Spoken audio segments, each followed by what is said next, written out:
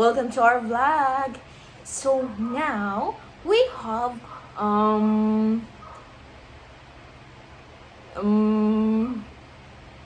introduce our Zeus toys. Tama, di po doy. So this is Zeus Tiger. Tiger sounds like rrrr, rrrr, rrrr. That's tigers sounds like in the Philippines. Seryoso ba noy? Next is, this is not an animal, but this is a human. What is this? Spider-Man! Spider-web! Spider-web! Spider-web! Web! Web! Web! Web! Pinagati. Para makikita ang ating bata at kailangan natin siyang ilagay at paupo sa ating tuhod. Upang ito ay makikita sa ating kamera. So simulan na natin mga kabataan. Ito po ang aking anak. Ang aking anak na si Paul Friends. Siya po ay isang mabait na bata na nakatara sa lungsod ng Batangas. The city of Batangas. At ito po ay nagngalan na Paul Franzu. He is 9 months-old. 9-month-olds. Yan. At yung favorite na laruan ay si Spider-Man. Kasi si Spider-Man ay may spider web! Spider web! Spider web, web, web! So, siya ay napakaseryosong bata. Kasi pinanganak siya sa napakaseryosong lugar. At siya ay isang, ito ay umiyak na dahil takot siya sa kanyang, nag-aawak sa kanya. Siya ay nagugulat kasi siya ay nanigbago kasi kakagising niya lang. So, magtapos tayo ay next tayo sa isang rabbit.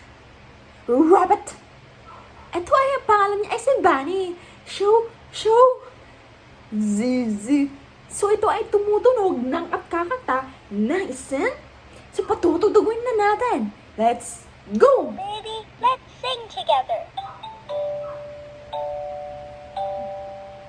Do your ears hang low? They wobble to and fro. Can you tie them in a knot? Can you tie them in a bow? Can you throw them over your shoulder like a continental soldier? Do your ears help pull? Do your ears help pull? Because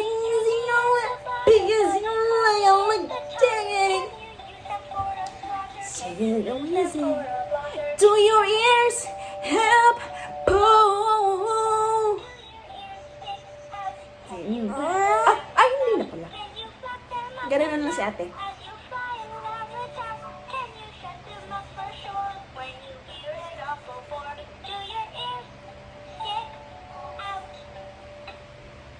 Yay! At ganun siya kumanta si Bunny. Ang pinaka-lovely at sweet na laruan ni Zoo. At susunod naman tayo sa isang Conrad. Ang kanyang isang paborito din na laruan. Ito ay si Conrad. Na ang kanyang minamahal kasi ang sweet-sweet ni Conrad. Ano ba ang tunog ni Conrad? Rig, rig, rig, rig, rig, rig, rig. Ganon. Kaya niyo ba yun? Of course, hindi. Kasi kami lang ang makakagawa niya.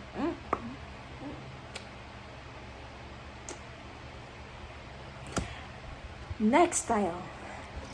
Eto. Kayo na ang magsasabi kung ano ang pangalan na. Kasi, hindi alam ni ate. Etong anong pangalan basta. Ito ay isa sa mga pinakalambot ng laruan ni Zoe. Like, chug, chug, chug. Si Zoe din. Chug, chug, chug. Ayun pala kasi nga. He's shy person. So, ito din. Ang pinakamalambot na kaya niya ganun, ganun, ganun. Ganun, ganun, ganun.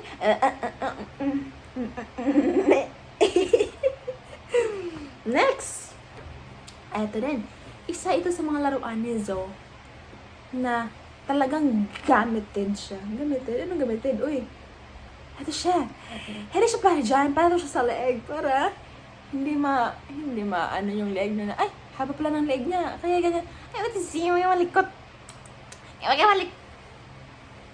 Ayan. Papaupoy natin siya sa ating tuhod upang siya ay makita sa camera kasi siya ay napakaseryosong bata kasi nanonood siya sa aking mga sinasalita upang siya ay marunong mabigas ng mga sinasabi ng ate. Di ba, Zoe?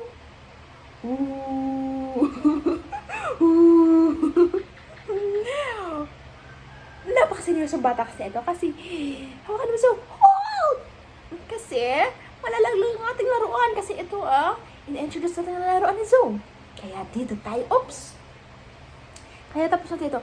Ang sound niya ay isang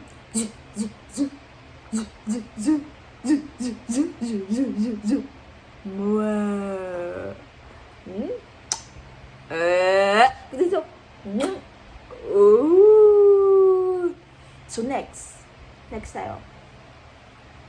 Ito hindi naman siya sa mga tiger. Ang tiger ni Zoe, ang napaka-useful ko.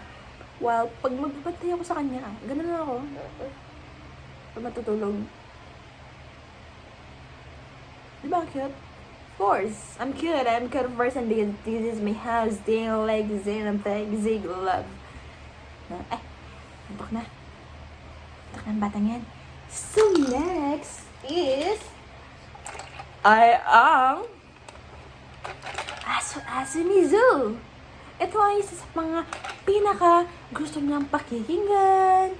Tapos i-on. Tapos i-off. Tsaka ito. Kanyang tunog. Come for a walk with me. I like to play every day. We can walk and we can run.